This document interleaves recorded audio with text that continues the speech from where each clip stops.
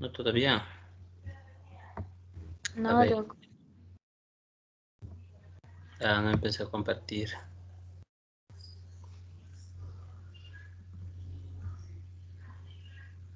Ahí sí. Ahí sí están viendo, ¿no? Sí, Doc, ahí sí ya está compartiendo. ¿Qué nos quedamos aquí? En clasificación. Sí, ¿no? En la de antes, Doc, antes de clasificación. Aquí nos quedamos. Sí, Ujú. Sí. muy bien. Entonces, miren, en cuanto a insuficiencia renal aguda, les decía que es mejor utilizar las dos tipos de clasificaciones y preferible entonces utilizar el CADIGO y los criterios Rifle si queremos hablar un poquito de evolución del fallo renal agudo, ¿no es cierto? Y que debemos asignar el estadio más grave, el más alto de cualquiera de los dos, ¿sí?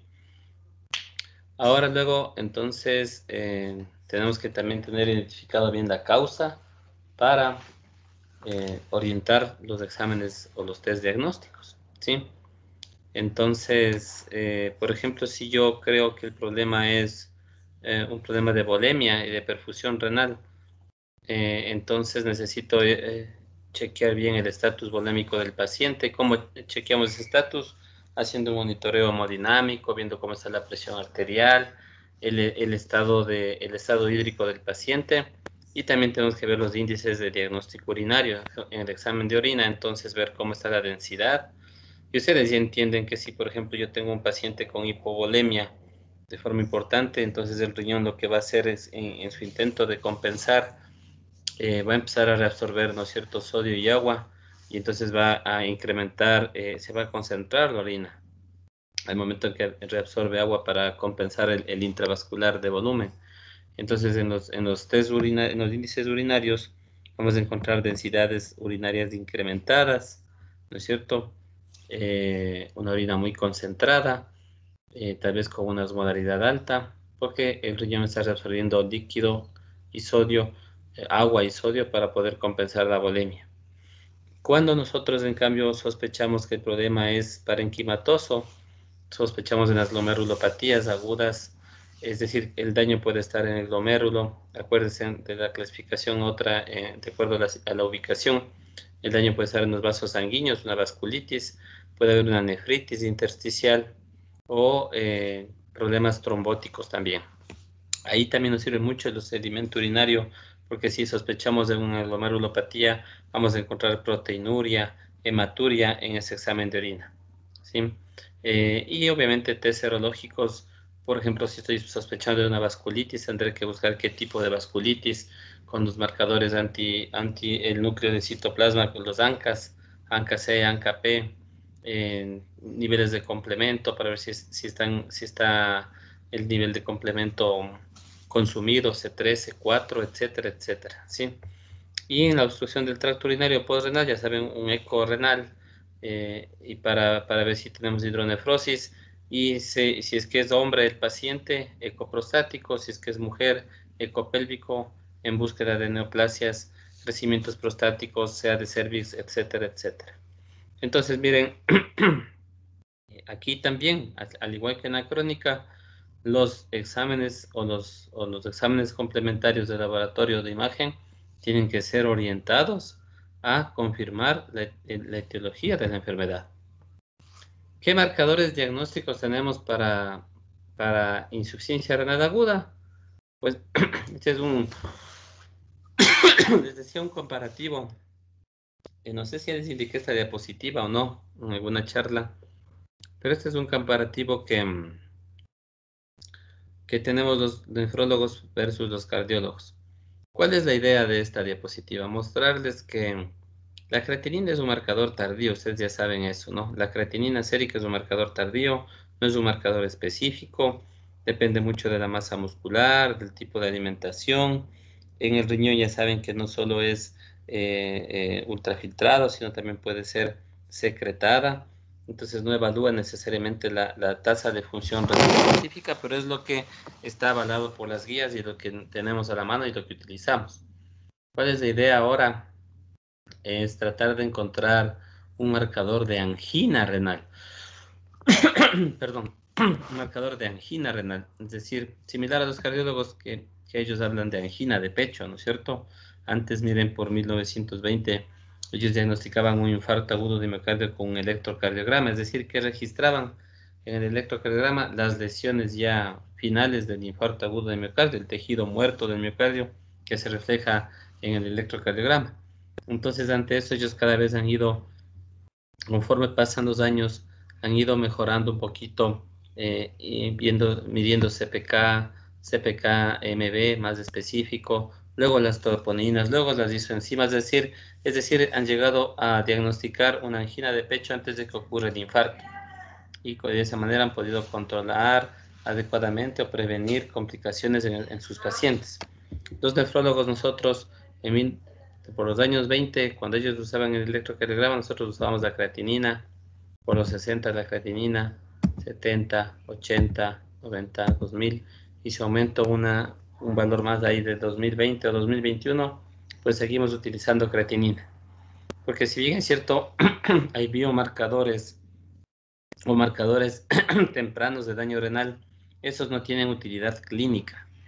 Todavía no tienen utilidad clínica. La única que tiene utilidad clínica es la creatinina sérica, aunque es un marcador tardío, y el volumen urinario. Los biomarcadores de daño temprano del riñón o que se elevan muy temprano en el fallo renal, estos son de utilidad, pero en la parte de investigación, en los trabajos de investigación. El N-gal podría ser, por ejemplo, la troponina renal. Y el N-gal empieza a elevarse tanto en orina como en sangre, e incluso 48 horas antes de que la creatinina se eleve. Es decir, estamos diagnosticando temprano. El N-gal parece que tiene aplicación en Guayaquil, creo que estaban utilizando N-gal, aquí en Quito no tenemos. Estos son otros biomarcadores de daño temprano del riñón. Tenemos las moléculas KIM1, las moléculas de injuria renal tipo 1.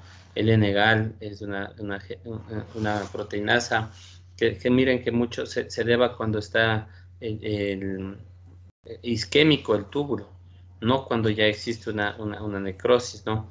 Las citoquinas también son, la cistatina C también nos sirve para ver daños en el túbulo proximal. Es decir, existe un montón de biomarcadores urinarios que se van produciendo en diferentes sitios o sectores de la nefrona y que permiten diagnosticar isquemias tubulares o isquemias de renales sin que se instaure todavía un fracaso renal agudo y antes de que se eleve la creatinina. Y esta es una nueva clasificación basada en una combinación del cuadro clínico con los criterios Rifle, Akin o Cadigo, como ustedes ven arriba, más la ayuda o presencia de un marcador como es el N-gal, ¿no? Entonces, ¿cómo lo clasifica?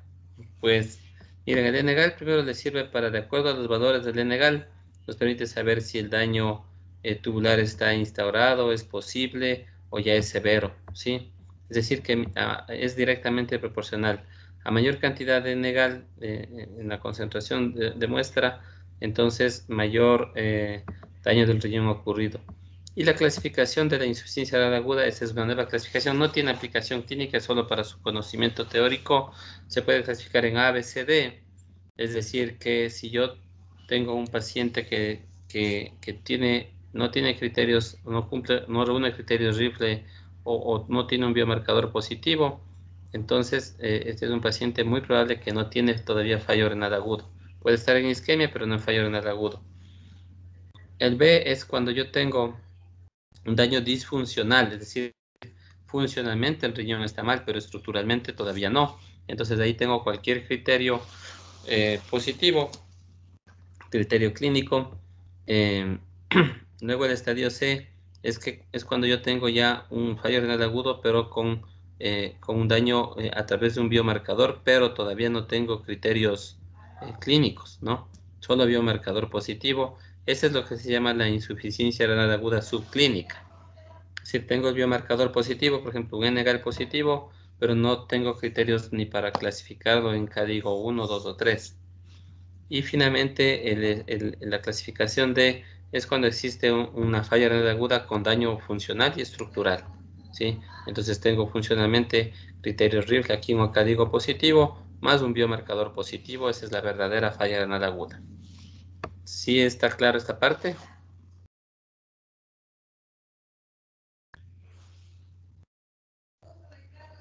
¿Alguna pregunta?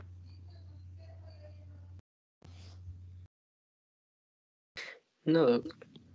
Ya. Y, sí, lo único que quiere hacer esta clasificación es combinar, ¿no? Como ustedes se dan cuenta, combinar la clasificación funcional con cualquiera de las tres clasificaciones más la presencia o no de un biomarcador. Y te podemos tener el A, que no existe daño, el B, que existe solo daño funcional, el C es solo daño estructural, a ese se llama insuficiencia renal aguda subclínica, al daño solo estructural, y el D cuando existe daño funcional y estructural. Y luego apareció entonces el NephroCheck.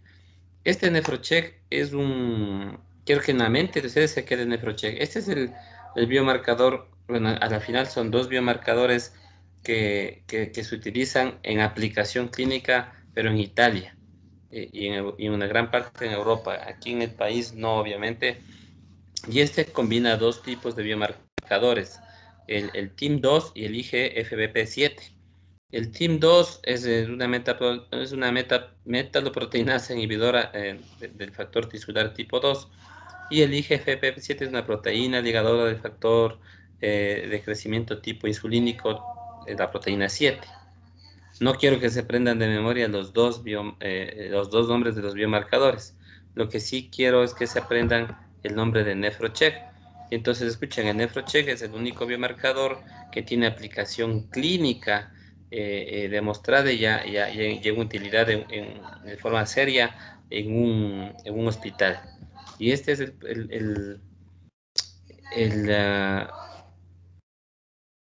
un organigrama, un seguimiento, un protocolo de manejo en relación al NephroCheck. Entonces, miren, en una unidad de cuidado intensivo, por ejemplo, ese es el algoritmo, ¿no? El algoritmo de manejo es la palabra que no me salía. Es un algoritmo de manejo. Y miren, en un hospital, por ejemplo, un paciente en una unidad de cuidado crítico, el médico intensivista está encargado de conocer si ese paciente tiene muy alto riesgo o bajo riesgo de desarrollar un fracaso renal agudo. Entonces, si el paciente tiene muy alto riesgo, es inmediatamente le comunica al nefrólogo para que en conjunto apliquen todas estas medidas preventivas para evitar el daño del riñón. Por ejemplo, si el paciente está recibiendo un nefrotóxico, ya descontinuar el nefrotóxico. Si el paciente va a requerir un estudio contrastado y yo veo que es un paciente de muy alto riesgo de desarrollar fallo renal agudo, entonces prefiero que no le hagan el estudio contrastado y suspendemos el contraste. Si es necesario solo hacer un estudio simple, sin contrastes. Se encargan de asegurar un estatus de volemia adecuado, una buena presión de perfusión de todos los órganos con estabilidad hemodinámica, ¿sí? Si es que es necesario, se empieza a utilizar ya drogas vasopresoras para no sobrecargar de líquido al paciente y se realizan ya estudios adicionales en el laboratorio para tratar de identificar a tiempo lo que va a provocar el daño renal. Evitar, ¿no?, la sobrecarga de fluidos, que ya les dije, y cuando el paciente tiene alto riesgo, entonces se coge una muestrita de orina y se aplica el test del NephroCheck. Es como un aparatito como los glucómetros para medir glucemia capilar. Ese es el NephroCheck. Y estos aparatitos, entonces, le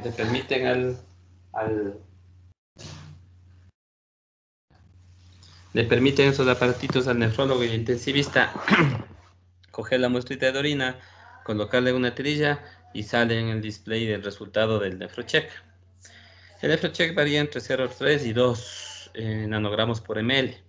Entonces, de la misma manera, si aquí miren, como ustedes ven, lo que está más de 0,3, lo que está indicando es incremento de riesgo de desarrollar un fallo renal agudo. Entonces, mientras más alto asimismo sea el resultado del NephroCheck, más probabilidad de que exista un fallo renal agudo instaurado. Entonces, esa es la utilidad del NephroCheck. ahí el paciente puede todavía estar orinando y la creatinina puede estar normal todavía, no hay ascensos de creatinina. Entonces se aplica el NephroCheck y pues se manda una alerta electrónica a los 20 minutos al nefrólogo y al médico de cuidado intensivo, ¿no? Si es que el paciente tiene bajo riesgo, se continúa el monitoreo, no se aplica el NephroCheck. Pero si en el resultado de este paciente en alto riesgo el NephroCheck es menor a 0,3, quiere decir que tiene bajo riesgo, entonces se sigue haciendo, obviamente tomando medidas para evitar fallo renal agudo, pero no se hace nada más.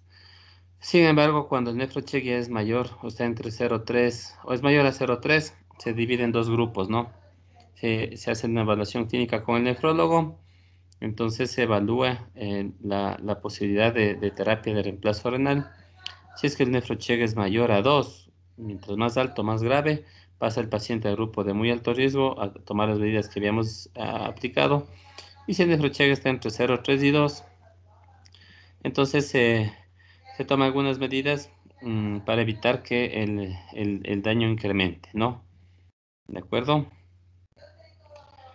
En este paso, si el paciente tiene, recuerden que en estos momentos el paciente está con volumen urinario adecuado, tal vez, posiblemente, ¿no es cierto? Y si está anúrico, hay que hacer un test de estrés de furosemida. No sé si alguien de ustedes ha escuchado el test de estrés de furosemida.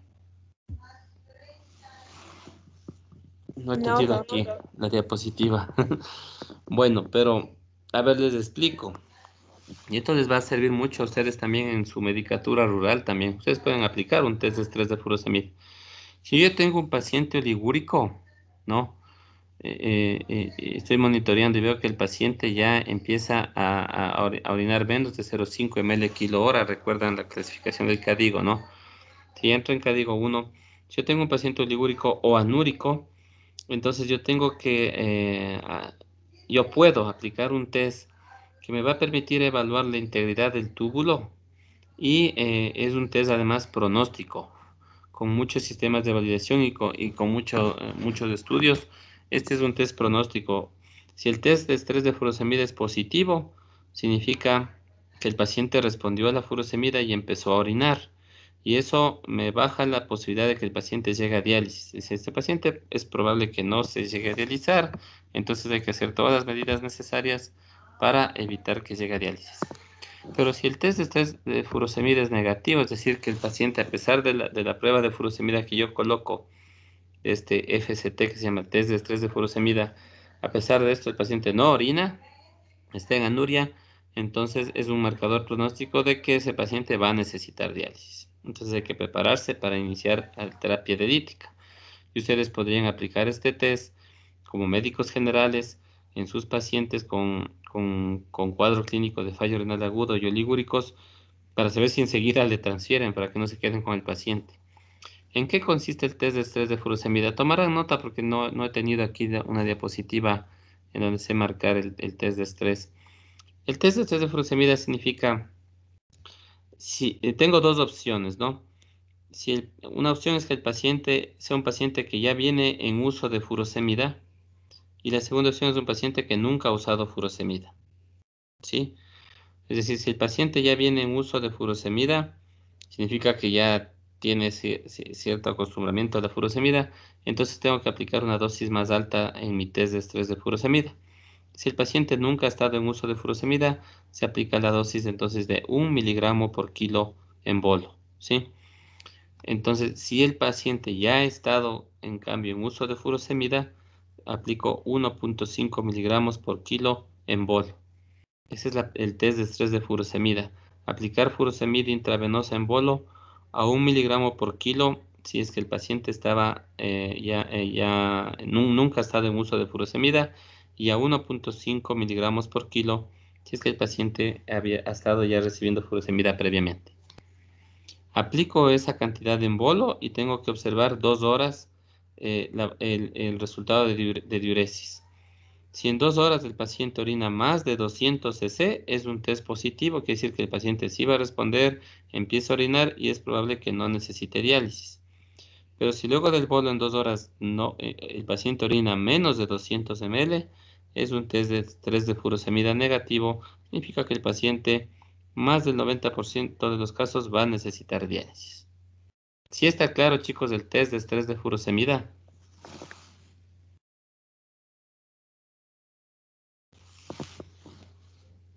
Verán que es pregunta Sí, de Doc. examen, ¿no? Doc, perdón, mi internet está súper malito. ¿Se puede repetir? El test de estrés de furosemida. A ver, ¿quién me dijo que estaba clarito? No, Sí no, está no. Yo le clarito. dije, Dije, Ya, a ver, el este Pau. de Paul. ya, A ver, ya, explícanos, ok, ¿cómo voy. aplicarías el test de estrés de furosemida? Si me equivoco, me corrige, Doc, por favor. Espero que no, porque estaba muy claro. Está Sí, facilito. Vamos, vamos, ahí vamos. ya, ok. Primero que nada, el test de furosemida nos permite evaluar la funcionalidad del túbulo y es un test pronóstico. Perfecto. Eh, si es que me responde a la furosemida, yo puedo decir que este paciente no va a necesitar diálisis. Si es que no Ujú, me responde a la furosemida, es probable que en el 90% de los casos necesite diálisis. ujú. Entonces, ¿qué es lo que hago? Primero, este test lo voy a evaluar en pacientes que presenten enfermedad renal aguda o sea, que vengan con enfermedad renal aguda y oligúricos, ¿ya? Sí, bien. Entonces, a ver, ya, ok. Entonces, a los pacientes que ya han recibido furosemida, les voy a dar una cantidad, mientras que a los que nunca han recibido furosemida les voy a dar otra cantidad. La Ujú. cantidad a los que sí han recibido furosemida es de Previamente. 1.5 miligramos sobre kilo Por kilo, exacto. por kilo. Y a los que nunca han recibido furosemida es 1 miligramo por kilo. Ujú. Entonces, una vez que les doy esto, reviso cómo está la cantidad de orina en 2 horas, ¿verdad? Sí. Chévere, Observas listo. por 2 horas. Ya, exacto. Observo por 2 horas y aquí me va a dar resultados. Si es que tenemos más de 200 cc, esto significa que es positivo, es decir, es probable que más de 200 cc es probable que no necesite diálisis. Pero si Ujú. tenemos menos de 200 cc, es probable que en el 90% de los casos sí necesite diálisis. Perfecto. Y es así, ¿no? Entonces, cuando nosotros damos un test de estrés de furosemida y es positivo y el paciente orinó más de 262 horas, yo hago mucho más esfuerzo en estas cosas que hemos visto aquí para prevención. Ya veremos también en tratamiento de fallo renal agudo. Y tengo espacio y tengo tiempo para tratar la causa. Acuérdense que en enfermedad renal hay que tratar la causa si no estamos fritos, ¿no? Para tratar la causa, mejorar todo el ambiente para ese riñón. Y es muy probable que no necesite diálisis, aunque demore en depurar. No vamos a tener urgencias dialíticas, no vamos a tener sobrecarga de líquidos y podemos esperar tranquilamente y ese riñón puede recuperarse. Verán que en medicina nada es 100%, no puedo decir. El doctor Jiménez nos dijo que como el test de estrés de glucosamida fue positivo, entonces el paciente no se va a dializar y les apuesto 10.000 a uno que no se dializa. Tampoco es así, pero en la gran mayoría de casos es así. ¿De acuerdo? Y bueno, y eso no me he inventado yo, ¿no? El FCT, el test de estrés de furosemida, es un estudio inmenso que aplicó el doctor Pavlesky Es un estudio que publicaron en el 2019, si no me equivoco, o 2020, no, sí, antes de la pandemia, en el 2019, y está validado y con validación externa para factores pronósticos en la Universidad de Pittsburgh y lo aplican en todo el mundo, ¿no? Entonces, no sé si ya tienen práctica hospitalaria, también van a escuchar a los intensivistas que quieren hacer el test de estrés de furo, pero a veces yo les pregunto, ¿hicieron el test de estrés de furo? Es sencillo, le colocamos 60 miligramos de furo y no orina. El paciente pesaba 80 kilos. Entonces, si el paciente pesa 80 kilos y nunca estuvo en uso de furosemida, habría que darle 80 miligramos de furosemida en bolo, 1 miligramo por kilo. Y si el paciente está en 80 kilos y ya ha estado recibiendo furosemida con horario, o por ejemplo es un paciente hipertenso que venía usando diurético de furosemida por mucho tiempo, entonces este paciente tiene que recibir 1.5 miligramos por kilo, es decir, de 120 miligramos de furosemida, 80 y 40, o sea, 1.5 por kilo. Entonces, estos pacientes, este test de estrés de furosemida es pronóstico, ¿no? Es pronóstico. Entonces, nos va a permitir, como les digo, hacer un seguimiento del paciente y a ustedes, como médicos generales.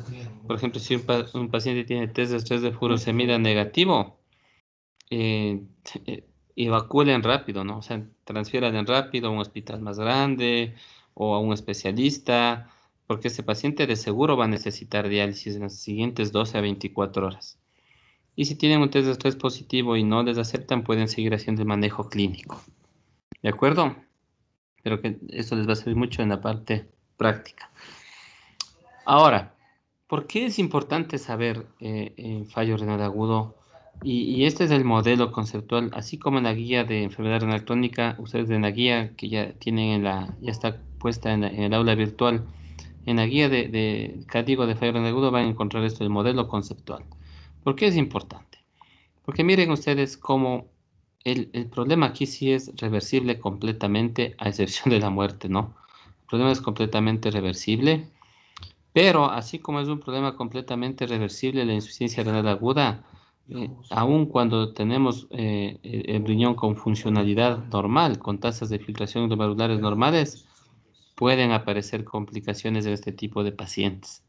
Porque usualmente son pacientes que a un riñón normal le está cayendo encima una sepsis, un nefrotóxico, eh, una neuropatía obstructiva, es decir, está sufriendo alguna alteración, un insulto del riñón que puede provocar más complicaciones y todas estas complicaciones en cualquiera de estos momentos de la evolución del daño renal agudo pueden terminar en muerte del paciente. Y entonces, ¿qué factores de riesgo tenemos para los pacientes con fallo renal agudo? Primero, los antecedentes. Si es que es un paciente que tenía, por ejemplo, hipertensión arterial, diabetes, aunque no haya tenido enfermedad renal crónica, es un paciente con más riesgo. Eh, los hombres tienen más riesgo que las mujeres y los mayores de 60 años tienen más riesgo que los menores de 60 años y los de raza negra tienen más riesgo que el resto de etnias. Entonces, estos antecedentes incrementan el riesgo de desarrollar fallo renal agudo y llegar a un daño renal, a la disminución de la tasa de filtración glomerular. Miren cómo va perdiendo tasa de filtración glomerular. Termina en el fallo renal, que ustedes ya saben, con clearance menores de 15, ese es un fallo renal con requerimiento de terapias de sustitución renal y puede terminar en la muerte del paciente, pero miren que la muerte del paciente depende también de las complicaciones que pueden estar incluso desde el inicio de la enfermedad del paciente. Ahora, cuando hablamos de daño renal, miren, la tasa de filtración glomerular todavía no demuestra creatininas elevadas. La creatinina se empieza a elevar con tienes menores de 60, ¿no es cierto? Entonces estaríamos más o menos por aquí.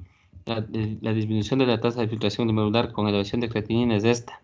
Por eso es que aquí los los biomarcadores tempranos son los que son importantes para demostrar el daño renal y actuar aquí con la terapéutica necesaria para evitar avanzar a lo que no queremos. ¿Cuáles son los mecanismos fisiopatológicos de la insuficiencia renal aguda? Pues los mecanismos fisiopatológicos, primero, conocer que la enfermedad renal aguda, al igual que la crónica, es una enfermedad inflamatoria, solo que esta es aguda, ¿no es cierto? Entonces, si vamos a hablar también de enfermedades inflamatorias, estamos hablando de inflamación. La inflamación es una respuesta biológica compleja, esencial para eliminar patógenos y para reparar tejidos en general, ¿no es cierto?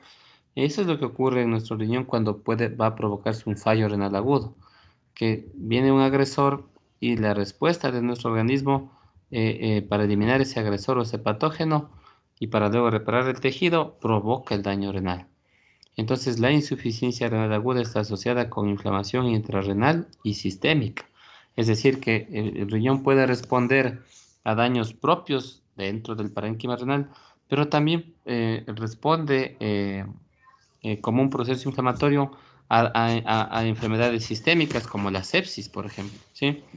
Entonces, el conocimiento de los mecanismos celulares que ocurren en esta respuesta biológica compleja son mecanismos celulares y moleculares. Son importantes conocer estos mecanismos para identificar blancos para la terapéutica, ¿no es cierto? Para identificar un tratamiento efectivo que sirva para prevenir o para disminuir el impacto de la insuficiencia renal aguda. Y estos procesos o mecanismos fisiopatológicos fueron analizados en un consenso de la ADQI, que es un grupo que estudia, que es específico para fallo renal agudo. El consenso de ADQI número 13, que fue en abril 2014, luego fue el 17, el consenso número 17 en el 2016, y creo que estamos ahora en el consenso 22. Con esto de la pandemia se reunieron mucho más. Pero ellos que han encontrado o que nos indican como el mecanismo fisiopatológico. Y aquí está toda la fisiopatología de la enfermedad renal aguda, independientemente del desencadenante. Miren, puede ser el desencadenante sepsis, puede ser una isquemia, puede ser una reperfusión, toxinas o tóxicos exógenos o endógenos. ¿Qué ocurre? Que cuando ocurre un insulto al riñón y se provoca una respuesta inflamatoria, existen esos disparadores, que son las moléculas de daño, los DAMPs, los PAMPs. Son moléculas de daño que son disparadores que ya pueden provocar un fallo renal agudo. Frente a estos disparadores de este proceso inflamatorio, existe una respuesta del paciente, ¿no es cierto? Y que es, frente a este proceso inflamatorio, es una respuesta inmunológica con las células de la inmunidad celular, las locales, las células dendríticas, también con inmunidad adaptativa. Y luego entonces, cuando se desencadena la cascada del complemento, se desencadena todo el proceso inflamatorio, y este proceso inflamatorio puede también ser causante o el que provoca fallo renal agudo, ¿sí? Porque se desencadena una respuesta inmune inflamatoria. Y cuando esta respuesta inmune inflamatoria no es controlada adecuadamente, no existen modificadores adecuados de inflamación, pues puede llevar a consecuencias severas, importantes en este orden, hacia una injuria de la mitocondria, y cuando la mitocondria falla y muere, se muere la energía celular, entonces ocurre apoptosis, y esta apoptosis o muerte celular incrementa más la respuesta inflamatoria a través de secreción de citoquinas o quimioquinas que atraen más respuesta inflamatoria.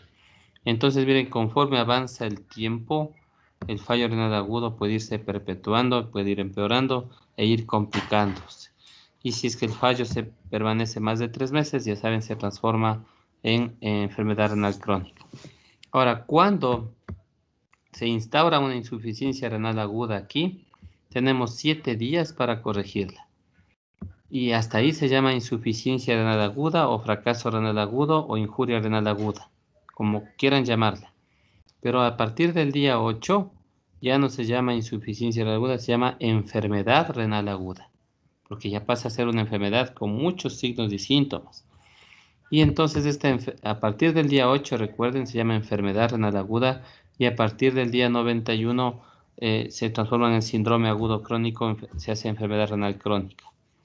¿Sí? Entonces, frente a este proceso fisiopatológico de la insuficiencia renal aguda, existen modificadores de la inflamación. Y los modificadores pueden ser primarios, secundarios y aquellos que no dependen de nada, sino que están codificados en nuestro genoma. Es decir, que la respuesta es individualizada de cada paciente. O sea, no es lo mismo tener la misma respuesta en un paciente en otro. Por ejemplo, yo tengo pacientes que han jugado fútbol. Un chico justo tuvo un caso que presentó 3 partidos de fútbol y la hidratación era la cerveza, entre una y otra. Acabó con mucho dolor muscular, deshidratado. Ya saben que la cerveza deshidrata.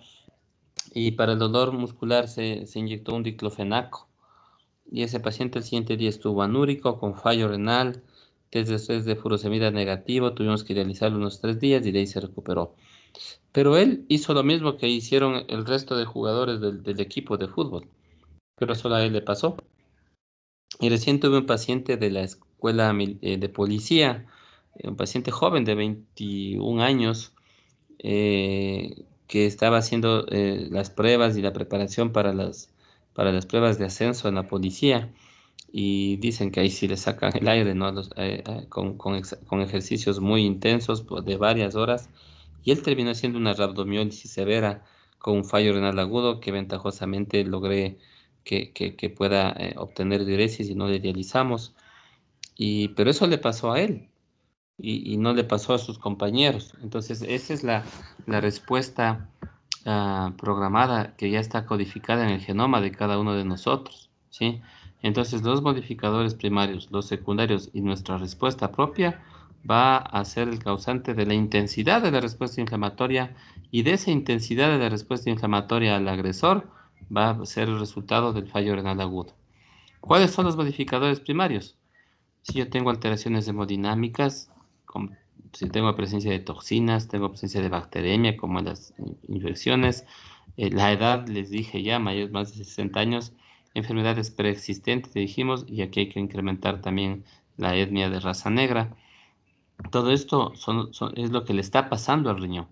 Y frente a esto hay una respuesta inflamatoria. Los modificadores secundarios son lo que yo estoy haciendo para tratar de arreglar esto. Y en el intento de yo querer arreglar, puedo también provocar un insulto hemodinámico. Puedo en la farmacoterapia o en el fármaco que yo necesito utilizar para, por ejemplo, una sepsis, puedo caer en el uso de nefrotóxicos y pues puedo terminar provocando otras intervenciones, por ejemplo, terapias de reemplazo renal, uso de vasopresores, sobrecarga de líquidos, el uso de antibióticos que van a influir sobre la respuesta inflamatoria y eso me va a dar va a influir directamente en la potencia de daño de la insuficiencia renal aguda que puede ser leve, moderada o severa. Sí está claro, chicos, esto de la fisiopatología. Doc, yo tengo una preguntita. Sí.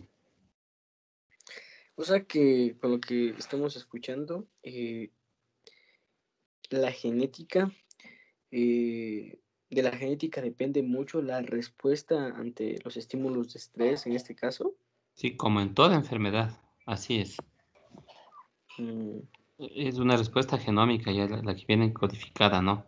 Por eso es que muchos pacientes, por ejemplo, miren, yo he visto muchos pacientes diabéticos, no solo hablando de insuficiencia renal aguda, también en la crónica, ¿no? He visto muchos pacientes diabéticos con pésimos controles de la glucosa. El mismo ejemplo de mi abuela. Mi abuela no era una diabética bien controlada, no hacía dieta, pésimos controles, eh, hipertensa, visitaba el hospital porque se le caía la glucosa, se le subía la glucosa, es decir, un desorden total, ¿no? Y su creatinina, ella llegó a los 90 y pico de años con 0,8 de creatinina. Y así como tenemos pacientes con 10 años de diabetes, no hay mucho descontrol, no hay muchas hospitalizaciones y están con 4, con 5 de creatinina.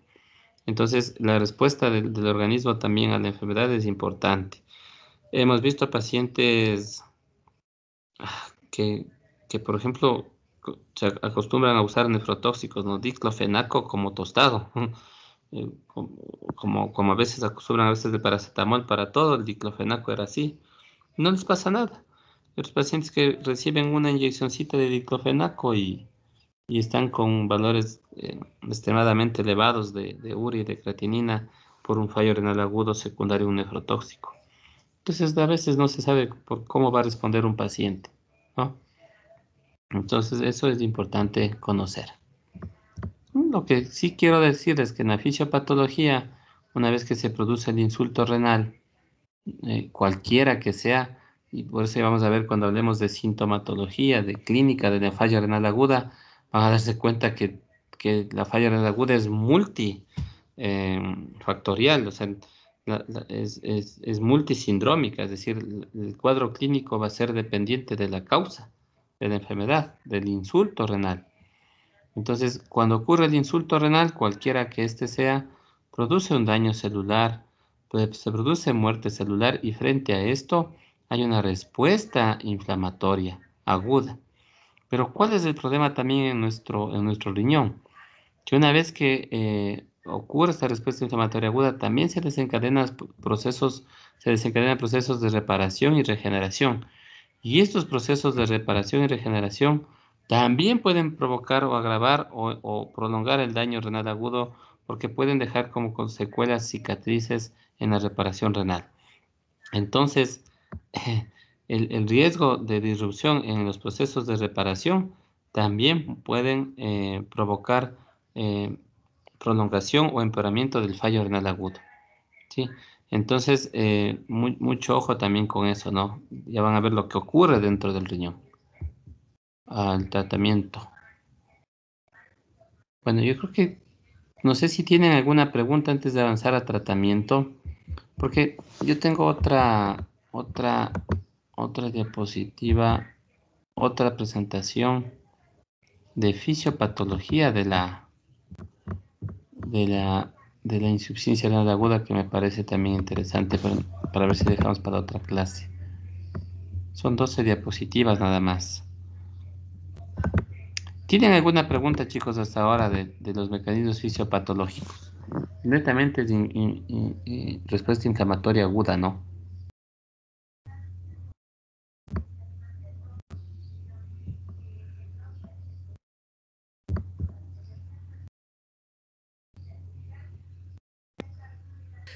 Doc, una preguntita. Después de los 8 días se denominaba aquí, ¿verdad? A ver, no. Antes, durante los primeros 7 días, es injuria renal aguda, o fallo renal agudo, o fracaso renal agudo, o insuficiencia renal aguda. Los 7 primeros días. Si la enfermedad, esta injuria renal aguda pasó al 8º día, pasados 8 días se llama enfermedad renal aguda.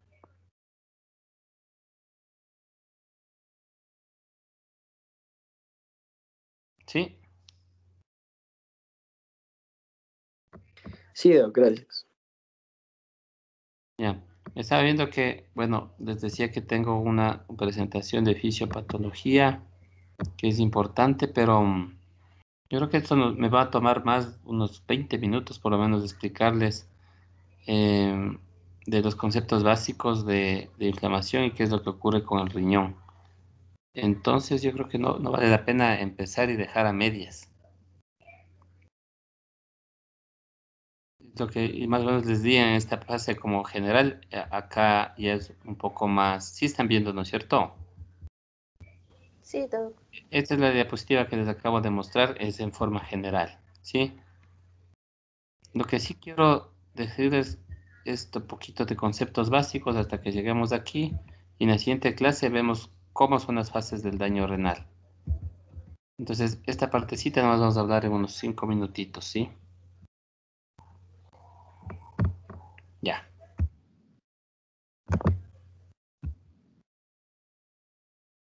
Esta ya vimos, ¿no es cierto? Ahora, ¿qué es la inflamación?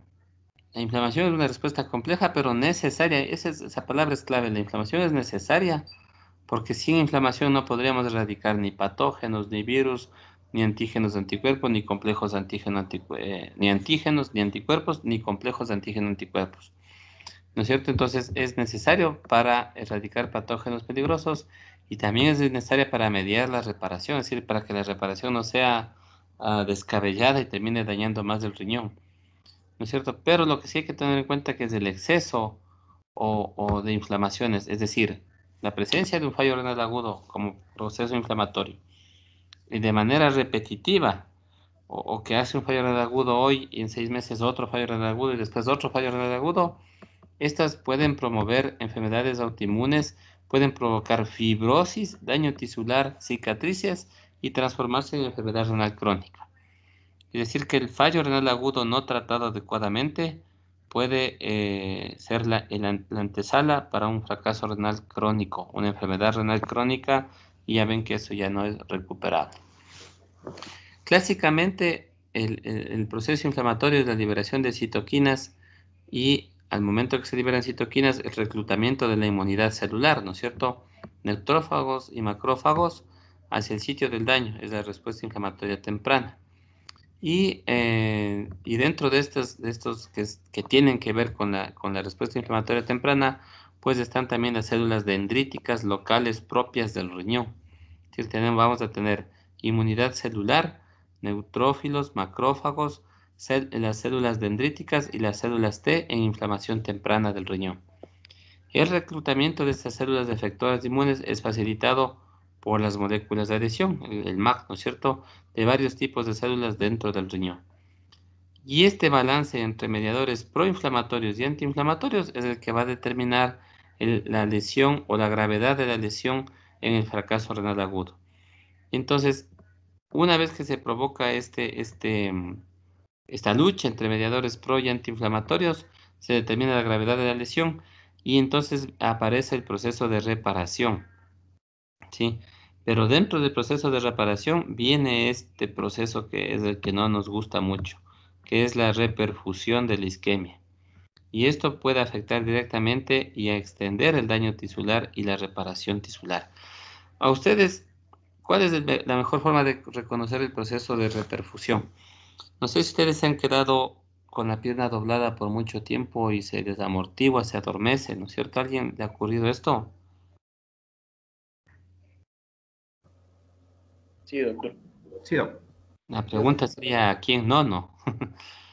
Entonces, cuando estamos doblados las piernas y se nos adormece, quiere decir que cortamos la circulación, pues en el momento que doblamos o pusimos nuestro peso sobre la pierna, se cortó la circulación y entonces la pierna está amortiguada y nos empieza a molestar.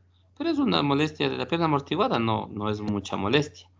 ¿Qué les pasa a ustedes cuando se dan cuenta que se les está amortiguando la pierna y retiran el peso y desdoblan el miembro? La pierna, por ejemplo, le quitan lo que estaba doblada, le retiran. ¿Qué es lo que pasa ahí? Alguien que me diga qué ha sentido ahí. Calambre, doc. Es un dolor inmenso, ¿no es cierto? ¿Se han sentido ese dolor? Que no pueden ni asentar la pierna, o sea, el pie, no quieren que nadie les tope y sienten una sensación de calambre, sí. Pero es peor que estar doblado, ¿no? A veces uno se arrepiente de ganas, le desdoble la pierna, ¿no es cierto? ¿Sí les ha pasado? Es un dolor horrible, ¿no? Esa es la reperfusión. Es decir, que mientras estaba isquémico, mi músculo de la pierna, del pie, estaba faltándole perfusión, estaba sin oxígeno, sí, se estaban muriendo mis células, estaban hipoxémicas, hipóxicas, empezó a aparecer ya un proceso inflamatorio leve, pero cuando yo quito esa obstrucción del flujo sanguíneo, viene la reperfusión. Y en la reperfusión le llega sangre de golpe, llega oxígeno y existe liberación de radicales libres e incrementa el daño, el proceso inflamatorio. Incrementa la liberación de radicales libres de oxígeno y eso produce más daño muscular y más proceso inflamatorio y se prepara el riñón ahí, y se prepara ahí el, el miembro que está afectado como, con las medidas antiinflamatorias y viene el proceso de reparación. Pero eso es más peligroso. Así que el proceso isquemia-reperfusión que ocurre en el riñón es lo mismo. Así nosotros no sentimos que nos duele, pero la reperfusión provoca un daño un daño mayor en el riñón con mayor liberación de citoquinas y de células inflamatorias y termina entonces provocando mayor daño. ¿Sí? Y el problema es que las células epiteliales del túbulo renal, sí, las células epiteliales tubulares son susceptibles o son más susceptibles o muy lábiles a ese estrés oxidativo intrínseco. Principalmente, miren, en la fase de reperfusión. Y ahí es cuando viene la famosa necrosis tubular aguda. Entonces, miren, la insuficiencia renal aguda resulta en un proceso de reparación anormal como resultado de la hipoxia prolongada y secreción sostenida de citoquinas profibróticas, de interleuquina 13, el factor de crecimiento tumoral beta 1. Esto lleva en esta reparación anormal a un estado de fibrosis post-insuficiencia renal aguda y disfunción renal crónica si no es tratada a tiempo. Es decir, todo fracaso renal agudo que no se recupera inmediatamente y no se ha tratado a tiempo, termina dañando y provocando fibrosis. Y cada vez y si ese fracaso renal agudo se recupera, supongamos que empezó con creatinina de 1, le subió a 3, le arreglamos el fallo renal agudo y se quedó en 1.1. Ya no regresa a 1 la creatinina. y en un siguiente fracaso renal agudo ya puede quedarse en 1.5 y en un siguiente en 1.8 y termina transformándose en una disfunción renal crónica. Eso es lo que puede ocurrir. Por eso es importante diagnosticar a tiempo el fracaso renal agudo, tratar a tiempo inmediatamente y recuperar ese riñón para que no avancemos a ese síndrome de enfermedad renal aguda crónica. Entonces están identificados esos disparadores y esos respondedores, ¿sí? Y hay un amplio rango de modificadores primarios y secundarios, que es lo que vimos como resumen en la charla anterior. Luego vamos a ver entonces, ahí vamos a quedar, chicos. No sé si tienen alguna pregunta. La próxima clase vamos a ver las fases del daño celular y van a ir viendo cómo se van provocando este daño celular y vamos a ir entendiendo qué es lo que pasa con el fallo renal agudo. ¿Alguna pregunta que tengan hasta aquí? Doc, una pregunta. ¿La reperfusión inicia enseguida o dentro? Perdón, ¿la reperfusión inicia enseguida? Sí, o dentro de un determinado Sí, tiempo. verán, ya vamos a ver en la siguiente clase las fases. Hay una fase inicial, una temprana y una tardía.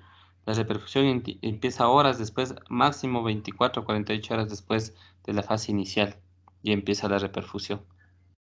Por la liberación de bradicininas, no, que son potentes vasodilatadores. Para tratar de compensar, o sea, el organismo hace para tratar de compensar, pero la intensidad del proceso inflamatorio va a determinar entonces el daño renal. Por eso es, por ejemplo, en la sepsis es importante controlar inmediatamente la sepsis, identificar el sitio de infección y controlar rápido la sepsis para evitar la reperfusión agresiva.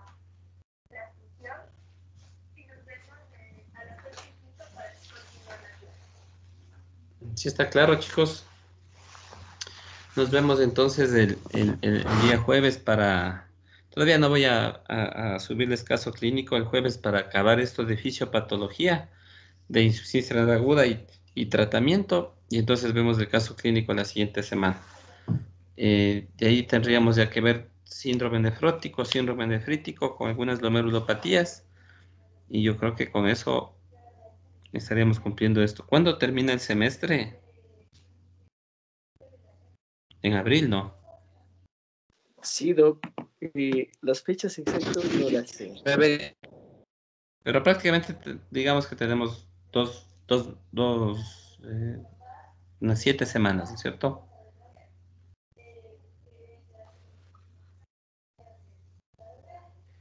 ¿7 semanas, Doc? ¿Por O qué sea, estamos gruesos? marzo son 4 semanas y Me abril parece otras unas 3. ¿Perdón? Doc, me parece que a partir del 15 o el 20, no estoy muy segura, se pasan notas entre esas fechas. De abril. Sí, me parece. Entonces tenemos unas 5 semanitas nomás. Pues yo Estaría creo que la siguiente semana ya terminamos insuficiencia renal aguda y de ahí empezamos síndrome nefrótico unas 2 semanitas, nefrítico otras 2 semanitas, 4 y una semana que ocupemos de un caso clínico, 5 y estamos listos. Ay, chico, el tiempo pasa volando, ¿no? Nos vemos el día jueves, entonces. Pasen bien, una buena noche. Ya, Hasta Doc, buenas luego. noches.